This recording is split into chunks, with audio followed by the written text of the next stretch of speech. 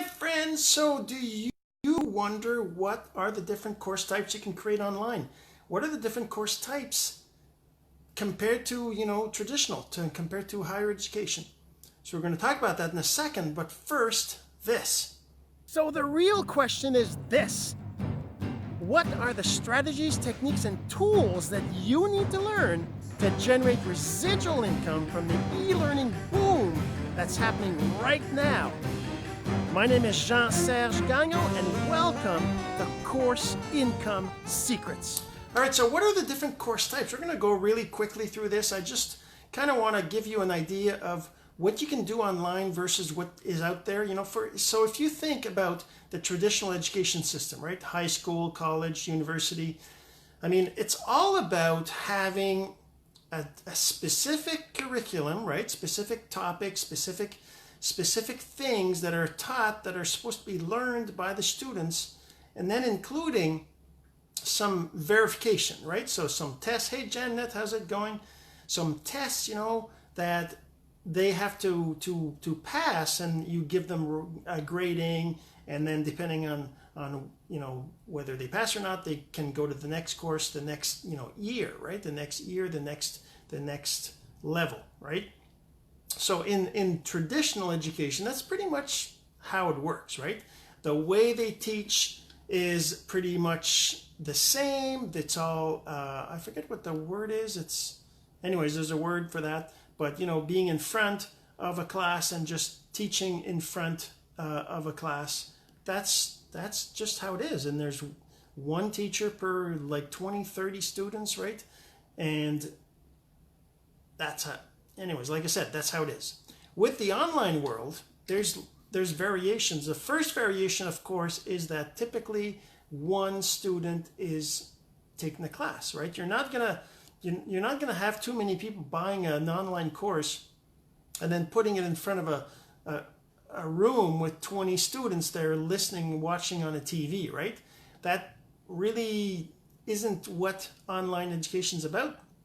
So we're not really going to cover that because it does happen. It is possible. It really depends on what you're trying to accomplish, but we're not going to really cover that. We're going to cover education using the online world, the different types of courses that you could be creating. So I'm not going to cover, I'm repeating myself, of course. So I'm not going to cover everything that's possible. We're just going to talk about a couple of few different things that are the major differences. The first one would be a course that is the most basic, right? Just a small, maybe 30-minute course, even less maybe, that teaches us a little topic and that doesn't do any kind of validation, doesn't do any kind of verification. All it is it's videos or audios or text that the person gets and they go through, and they hopefully it's kind of like a book, right? You buy a book, and unless you take action, it's not really going to do anything, but you learn something, right? So it's kind of an entertainment kind of course, right? An entertainment kind of course where you're basically just teaching a short topic that is they're going to maybe use in their life, they're going to maybe use in their employment, that kind of thing. All right, so that's very basic one. Then you have a more complex course that's organized in modules, right? Organized in modules where you kind of come up with a structure. Maybe it's got 10 modules, maybe it's got 20 modules, and each module has a bit of a course that's similar to this 30-minute course, 15-minute course that basically just teaches a particular part of the course, but all along the same topic, right? So, I mean, for example, you might be teaching social media marketing, and in one of the courses, it's about Facebook, another course about LinkedIn, another course about Instagram, another course about Twitter. All these different modules are all about social media, engagement and that kind of stuff. So the other thing, you can have a course that's all about Facebook, just Facebook. And then you talk about building a profile, setting up, engagement, figuring out how to post in groups, knowing what the best kinds of posts you can do, giving examples of engagement posts, giving examples of curiosity posts, those kinds of things. And those are all courses that are organized in sections and modules. Then you go to the next level, which is kind of like closer to what you might expect in the traditional education, where you have these modules and everything, but you also include quizzes and what's the word? Verification of the person's understanding of the content, so that they can get graded, right? So that you can have maybe multiple questions, and they get a grading of their understanding, and even maybe at the end you give them like a certificate or something that they can show that they passed the course if they reach a certain level, and that kind of thing. So we're talking about the basic, the one with modules, then the one with validation or quizzes. And then of course there's maybe the next level, which would be where you have some interaction with the educator. So where you would have maybe once a week, you might have webinars or that kind of thing. Hey Adrienne, thanks for watching, and Paul, thank you so much as well. So you're going to have these kinds of different courses.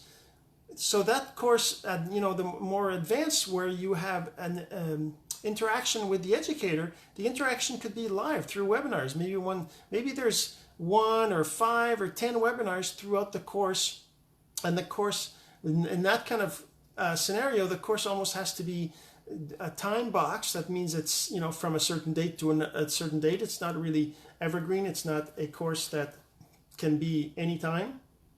Or maybe you have a course where the educator's always there every single week for a year, and you can start and stop whenever you want the course. There's different ways of organizing that, of course, but that's where you have interaction with the educator. So that interaction can be questions, or maybe it can be grading, and there could be things like, if it's I don't know, just an example, if you have a social media Facebook course where the educator is going to make sure that your profile is the best profile, and they're going to go and verify your profile. They're going to give you gradings based on whether you did the profile picture right, and whether you did the cover photo right, and whether you have your introduction right, and whether you have different things, and they're going to validate, and that's going to be part of the grading instead of just quizzes, right? So there's these different kinds of courses, the basic course, the course with modules, the course with modules and validation, and then of course the course with the interaction with the educator. And then we can talk more about more advanced courses where there's webinars involved, and most of the training is done through the webinars, where there's live interaction with the students. All the students can kind of comment and ask questions, that kind of stuff. And you can even go even further with like Zoom sessions, where you would have the videos of everybody and they all see each other and that kind of stuff. But when I'm talking about online courses, I'm talking about a platform, what it can give you as a student, what you can get out of the course, and as an educator, what you can give to your students. All right, so I hope you got some value from this. This is all about, different kinds of courses that you can have online. This has been Course Income Secrets, the entrepreneur's blueprint to generating income from the e-learning boom. Some of your friends need to hear this message, so don't forget to share. For more content like this, go to CourseIncomeSecrets.com and make sure to subscribe and follow us here. My name is Jean-Serge Gagnon. Until next time.